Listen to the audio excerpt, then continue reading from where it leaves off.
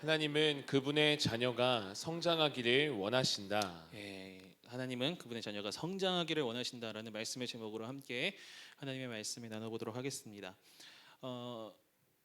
2025년 들어오면서 저희 가정에 찾아온 변화 중에 하나는 저희 큰딸이 이제 따로 방을 분리해서 잔다라는 큰 변화가 생겼습니다. 그러다 보니까 그 아이를 이제 엄마가 다 재울 수 없잖아요, 두 아이를. 그래서 이제 쪼개져서 재우기 시작을 했는데, 제가 큰딸을 재우면서 그냥 뭐 누워있기 그래서 농구 게임을 하나 시작을 했습니다. 오락 게임을 시작을 했어요. 그래도 제가 이제 목사다 보니까 거룩하게 좀 캐릭터 이름을, 그래서 웨이메이커라고 이름을 지었습니다. 이게 농구 캐릭터를 키우는 거예요, 선수를. 웨이메이커라는 선수를 만들어서 시작을 했습니다. 오래간만에 게임을 하니까 난이도도 최하로 설정을 했어요. 최하 설정을 해서 내가 이 게임을 얼마나 즐길 수 있을까 하고 시작을 했습니다. 게임 즐겨 하시는 분들은 아실 거예요. 너무 쉬우면 재미가 없죠. 어느 정도 하다 보니까 이제 좀 지겨워졌습니다. 양심에 갇히게 오더라고요. 내가 이 단계로 내가 이렇게 만족하면서 해야 되나? 단계를 하나 올렸습니다. 그랬더니 대참사가 일어났는데요. 이게 전과 후예요. 난이도를 최하로 했을 때는 20점 넘게 올렸는데 한 단계 올리니까 10점도 못 넘기는 사태들이 벌어지기 시작을 했어요. 제가 어떻게 했을까요? 다시 난이도를 내렸습니다. 그러니까 이제 다시 원상복구가 된 거죠. 그런데 제 안에 갑자기 부끄러운 마음이 딱 들기 시작을 하는 거예요. 단계를 높이면서 성장할 생각을 해야지 어렵다고 쉽게 포기하냐. 뭐 게임을 하면서 막 그런 가슴속에 막 울림들이 오는 거죠. 그래서 단계를 높여서 진행을 했습니다. 최근의 성적들입니다. 이제 다시 한 단계 올려야 될 것 같아요. 막 50점만 이렇게 기록을 하기 시작을 했죠. 이제는 이 난이도가 너무 쉬워져서 한 단계 올려야 되겠다 이러면서 뭐 간간히 밤에 오락 게임을 하고 있습니다. 게임을 하면서 난이도가 점점 올라가면서 거기에 맞게 내 수준, 내 실력이 늘어나는 것, 그게 게임을 하는 재미인 것 같아요. 삶도 마찬가지인 것 같습니다. 삶에서 성장을 이룬다라는 것은요, 여러분, 살아가는 삶의 재미와 기쁨과 활력을 가져다 줍니다. 영어 공부를 할 때 영어 공부가 재미있는 시점이 있습니다. 언제입니까? 영어가 조금씩 들리기 시작하고, 그래도 내가 영어로 말을 뱉기 시작을 할 때, 이렇게 되는구나 라는 것을 경험할 때 재미가 생기죠. 운동을 재밌게 할 때는 언제입니까?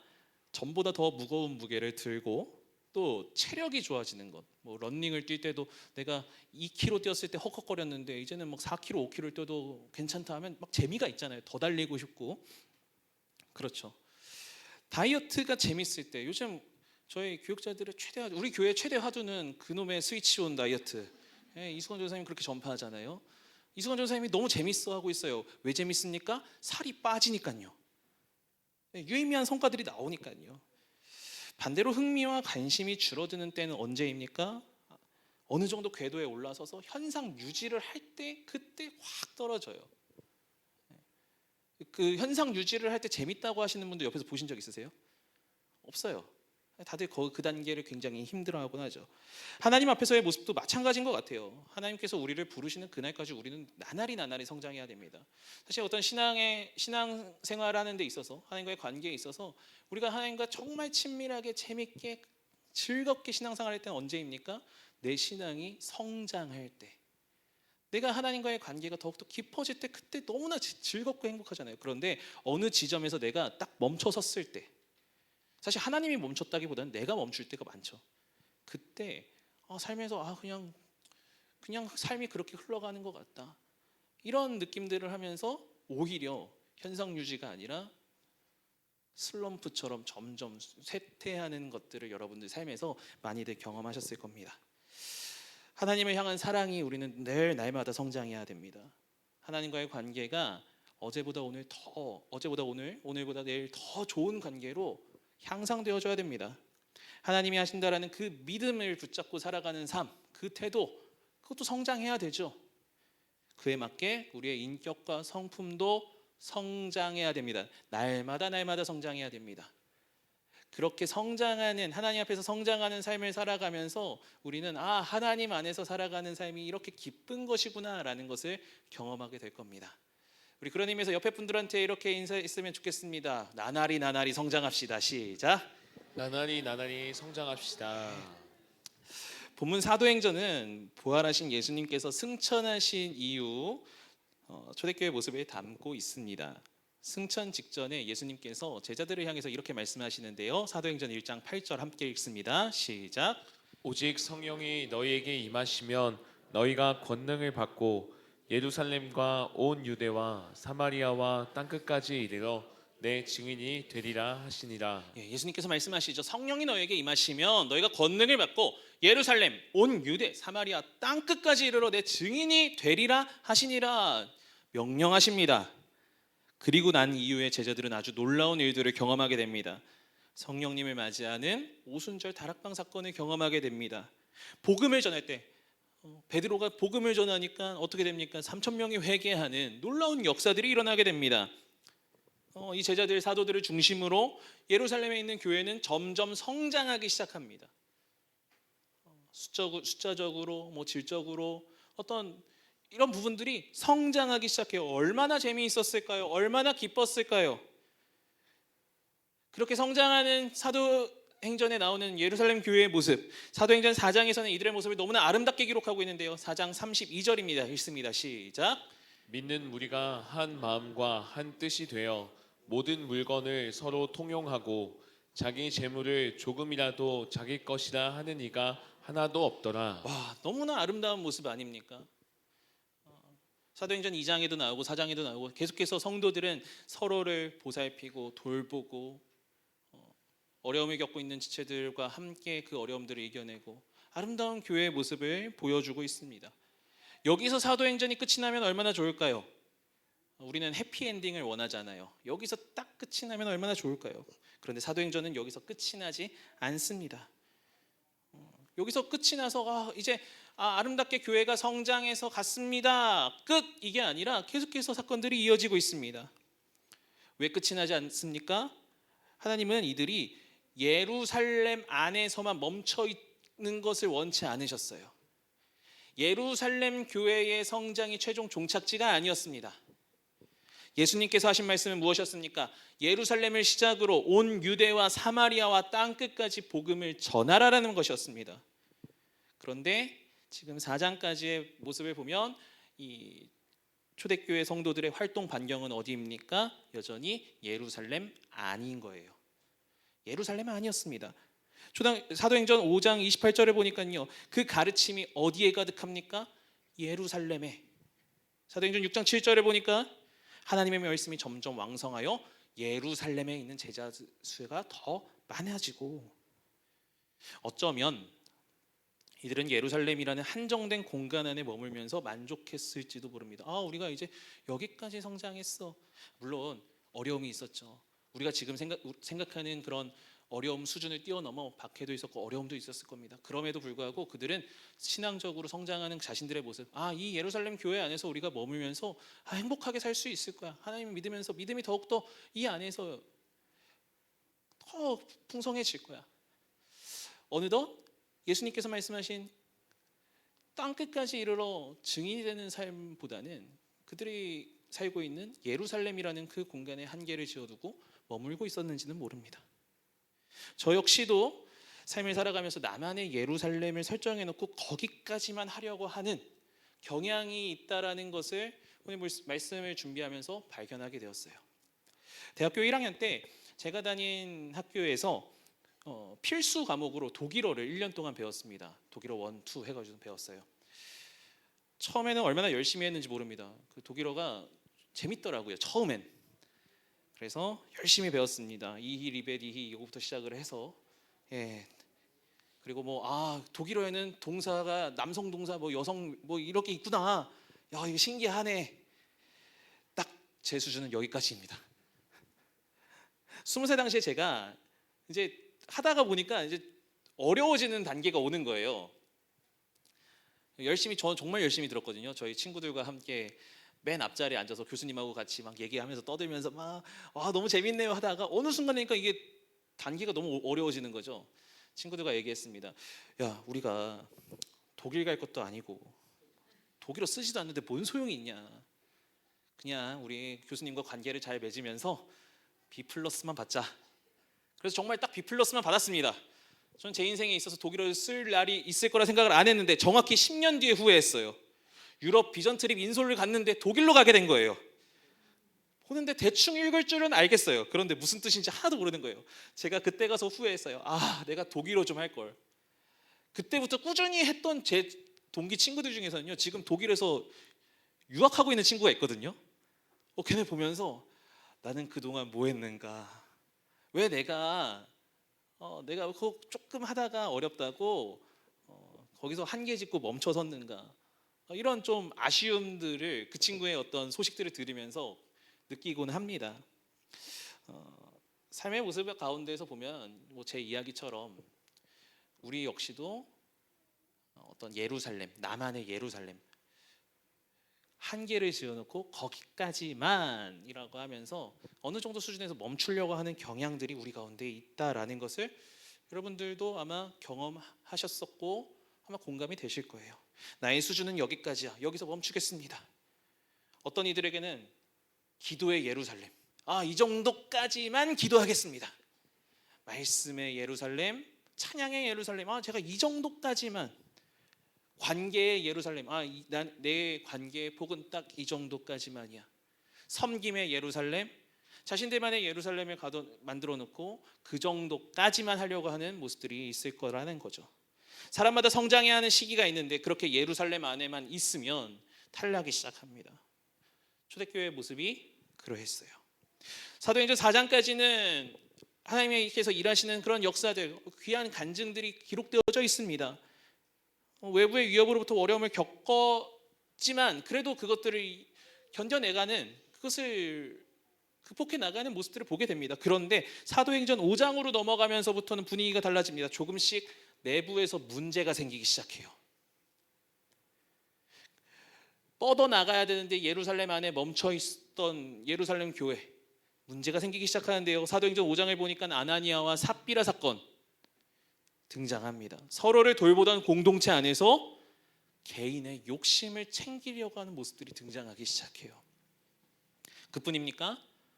6장을 보면 헬라파, 히브리파 유대인들이 대립하는 모습들이 나오기 시작을 해요.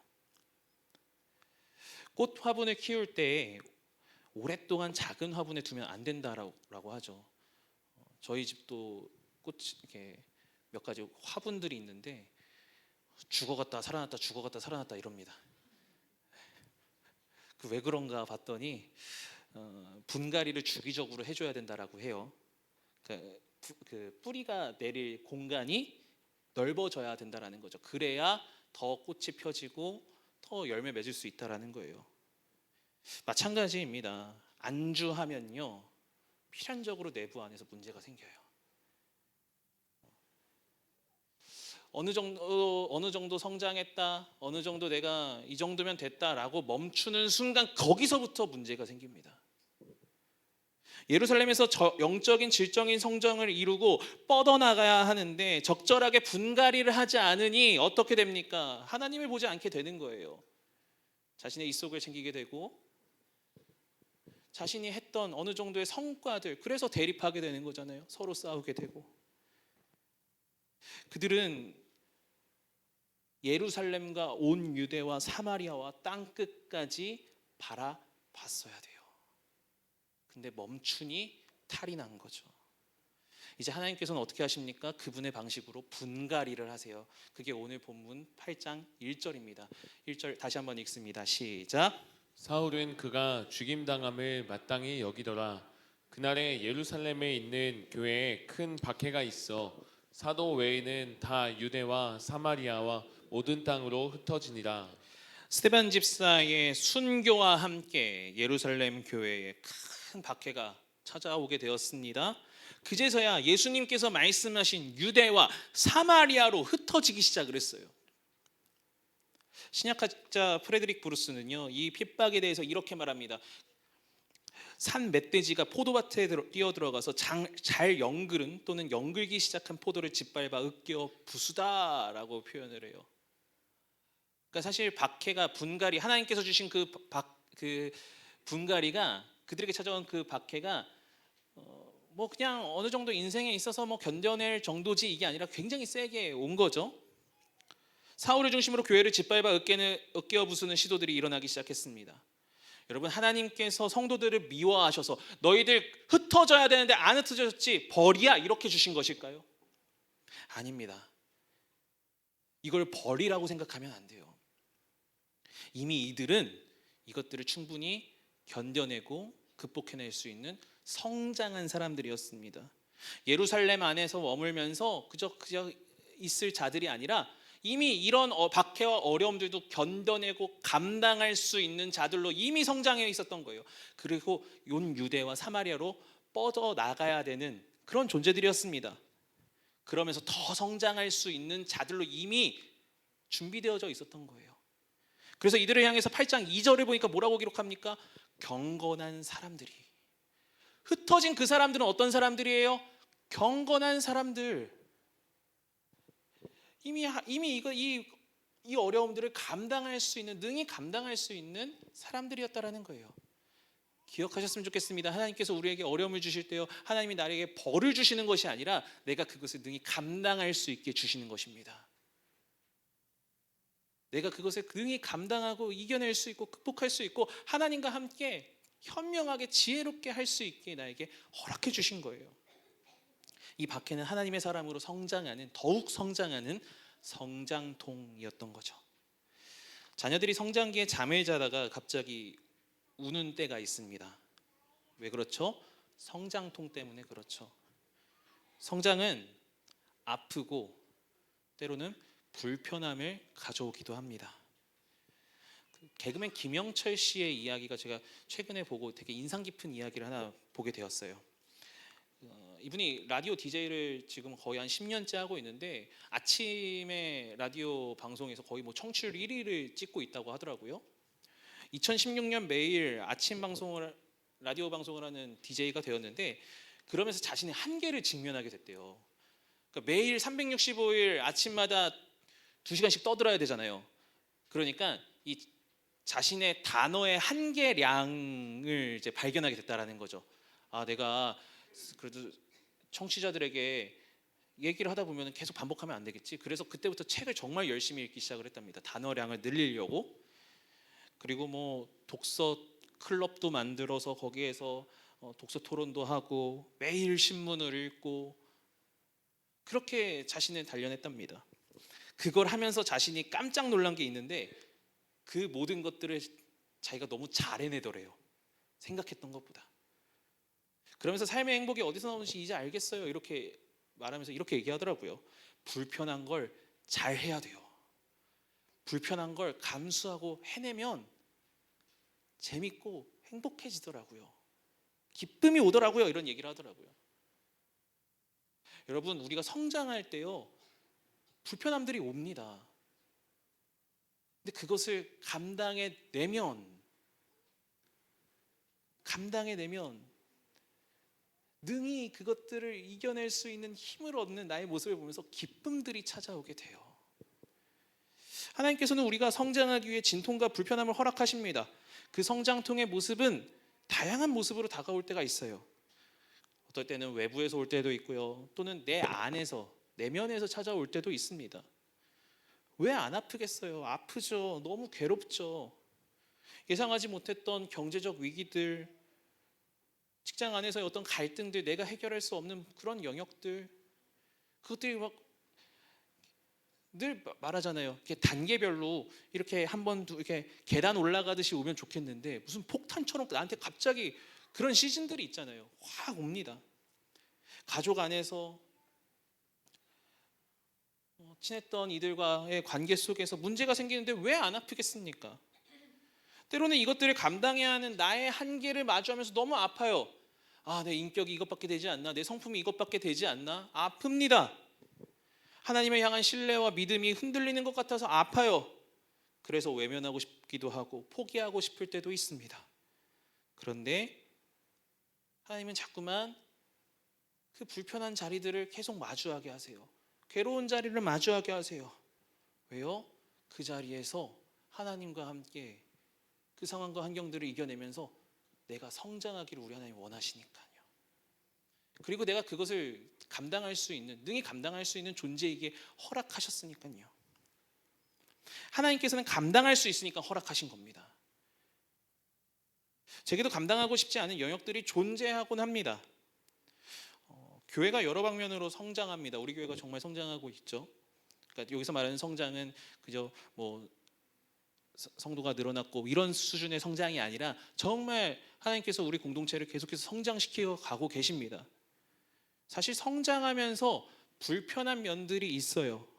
더 신경 써야 되고, 저 역시도 목사가 되고 나이가 들어가면서 성숙해져야 되는 영역들을 교회 성장과 함께 발견하게 됩니다. 때로는 내가 이런 거를 이제 내가 바라봐야 되는 그런 시즌이 왔구나. 왜 저만의 예루살렘 안에서 있고 싶지 않겠어요? 그런데 하나님 앞에 계속해서 붙잡으면서 기도하는 것은 이겁니다. 하나님, 지혜를 주세요. 교회가 성장하는 만큼 저도 성장하고 싶습니다. 교회가 성장하는 만큼 더 발맞춰서 하나님 나라를 이 땅 가운데에서 드러내는 그런 하나님의 자녀로 나도 쓰임 받고 싶습니다. 지경이 넓어지기를 원합니다. 그 기도만 딱 하고 됐으면 좋겠어요. 그런데 그렇게 기도하면서 하나님은 자꾸 나에게 불편한 상황들을 주세요. 사역뿐만입니까? 아니요. 가정 안에서도 마찬가지입니다. 두 자녀의 아버지로서도 마찬가지예요. 아버지로서 성장해야 되기 때문에 불편한 영역들이 있습니다. 아이들 앞에서 믿음의 본을 보여야 되고, 요즘 제가 정말 괴로운 것 중에 하나는 뭐냐면, 집에 가서 쉬고 싶은데 우리 둘째 딸 빛나가 아주 해맑게 저에게 찾아옵니다. 어떻게 찾아오냐면 성경 동화책을 들고 오면서 저한테 찾아옵니다. 예수님, 예수님, 아빠 좀만 쉴게. 그러면은 막 애가 오열을 합니다. 예수님, 예수님. 불편해요. 근데 제가 아버지로서 저도 성장해야 되잖아요. 성장하라고 하나님 나에게 주시는 상황이구나.